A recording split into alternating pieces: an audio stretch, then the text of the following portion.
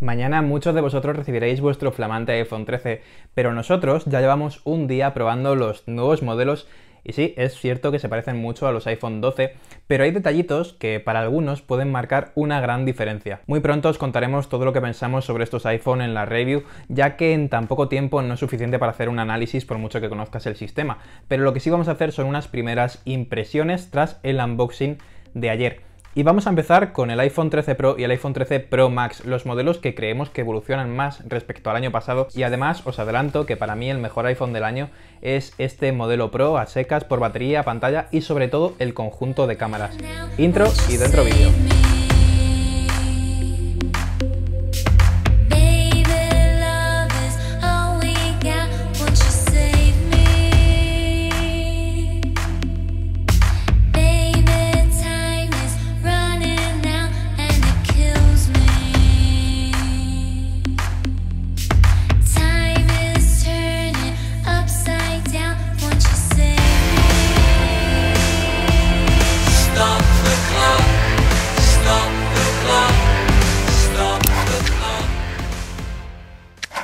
En diseño la verdad es que los nuevos iPhones se muestran exactamente igual que el año pasado. Como digo, nos vamos a centrar en los modelos Pro y tenemos la trasera de cristal con acabado mate que mantiene esa textura tan agradable que nos encantó el año pasado. No se quedan las huellas y los colores oro rosa para el Pro y el Sierra Blue para el Pro Max, la verdad es que son preciosos, pero bueno, esto es algo que va en gustos. Y de nuevo, estos modelos tienen los laterales de acero inoxidable con acabado pulido. Las huellas la verdad es que se quedan muy fácilmente pegadas y aunque el acabado es más premium, lo cierto es que prefiero el aluminio texturizado del modelo normal. Eso sí, aunque la sensación en mano es la de tener un móvil de muy alta gama por los materiales que tienen, ya os avisamos que han engordado un poquito respecto al año pasado. Son más anchos y además también son un poquito más pesados. Y es que la batería es más grande y el conjunto de lentes, pues bueno, también tiene mucho más cristal y son los elementos que tienen la culpa. El iPhone 13 Pro se va a los 204 gramos, mientras el Pro del año pasado pesaba 189. Y el 13 Pro Max alcanza los 240 gramos, casi parece un iPad mini, y son 12 gramos más que el año pasado. Puede parecer que no es mucho,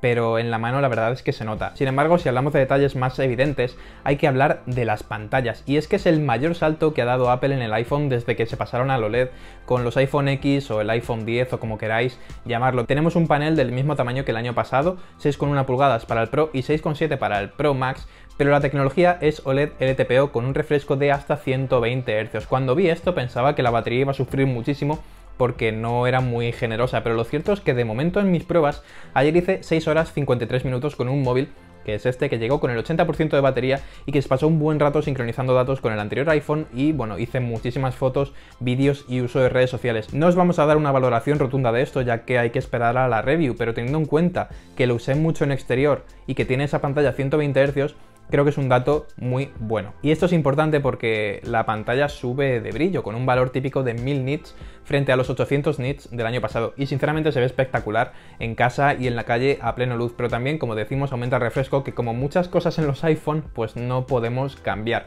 Es un refresco adaptativo, que va a ser así queráis o no, pero no va entre 30, 60 o 120 como muchos móviles, sino entre un refresco bajísimo cuando vemos, por ejemplo, una foto o no tocamos la pantalla, hasta esos 120 Hz cuando estamos interactuando con el móvil o jugando. Todo el rato está cambiando el refresco y es algo que ayuda a la batería, pero que también nos parece, bueno, que es una experiencia buenísima. Apple estaba anclada en los 60 Hz y iOS 14 la verdad es que era muy suave en sus animaciones, estaba muy bien optimizado. Sin embargo, cuando cojo ahora el iPhone 13 mini o el normal, que siguen a 60 Hz, tras venir de este Pro, noto una diferencia abismal entre la tremenda suavidad del Pro y, bueno, los 60 Hz de siempre en Apple. En este caso la experiencia es fantástica, como la del Note 20 Ultra, que para mí sigue siendo una de las mejores pantallas que existen en un teléfono. Y hablando de ultras, las 6,7 pulgadas del Pro Max, pues me parecen, la verdad es que enormes.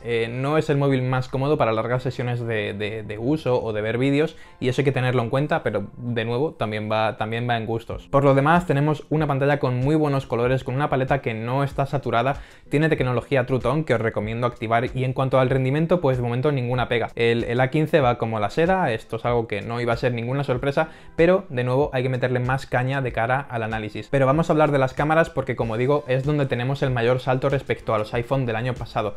Los dos modelos, el Pro y el Pro Max, comparten todos los sensores y lo cierto es que ninguno es reciclado, pese a que Apple sigue anclado un poco en los 12 megapíxeles.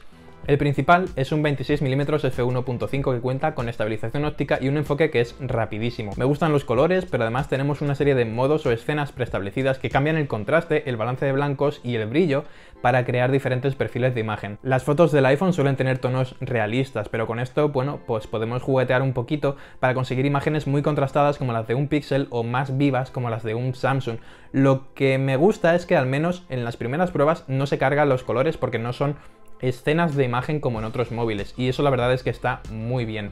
El telefoto es equivalente a un 77mm o a un 3X y también cuenta con estabilización óptica y enfoque PDAF. La apertura en este caso es de 2,8. Y al tener 12 megapíxeles pues no vamos a poder hacer una ampliación porque enseguida se ven los artefactos, pero no deja de ser un 3x con una muy buena luminosidad. Y el gran angular quizá es la mayor mejora, porque es un 13mm que cuenta con una espectacular apertura f1.8. Esto mejorará enormemente las tomas en baja luz, pero todavía no hemos podido probarlo, aunque en interiores la verdad es que sí que apunta a maneras. El gran angular tiene un extra que ya nos enseñó Huawei hace unos años, y es que como el enfoque es muy cercano, hace la función de macro si nos acercamos mucho a un objeto. El resultado es el de un buen macro de 5 megapíxeles de Android, aunque la verdad es que está lejos de la calidad del telemacro de Xiaomi, pero bueno, los colores la verdad es que son bastante atractivos. Ahora bien, tiene algo que no me gusta en absoluto, y es que automáticamente en modo foto cambia al macro cuando acercamos algo a la lente, por lo que perdemos la profundidad de campo en una toma que a lo mejor no queremos que sea macro y se podría hacer perfectamente con la principal. Pero bueno, como comenta Marques Brownlee, es algo que se solucionará con una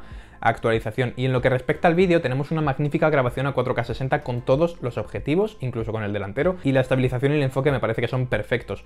Como el sensor es más grande que los del año pasado, la profundidad de campo también es menor y vamos a conseguir un buen bokeh natural, pero bueno, pues ¿qué pasa con ese modo cinemático? Lo cierto es que se ha hablado mucho de ello desde la presentación de la semana pasada, y sí, funciona, pero hay margen de mejora, evidentemente, porque es algo por software. Y es que al final es un modo retrato para vídeo, pero la calidad máxima es 1080p 30 FPS. En mi opinión se queda corto en resolución, pero el funcionamiento, al menos, es muy sencillo, y cuando el modelo no es difícil de recortar, lo cierto es que es muy resultón. Simplemente tocamos lo que queremos enfocar para que el móvil lo haga automáticamente. Podemos mantener pulsado un punto de la pantalla para que el móvil no pierda nunca el enfoque, aunque nos movamos, y si son personas, el foco cambia automáticamente a la cara que está mirando al teléfono. Es algo que queremos exprimir de cara al análisis, pero que en esas primeras impresiones pues nos ha gustado bastante. Y bueno, al final esto sería todo, ya que en un día poco más da tiempo a probar, pero atentos porque mañana os contaremos la toma de contacto con los iPhone 13 y muy pronto daremos la opinión completa de los 4 modelos en el análisis cuando pasemos unos días con cada uno de ellos.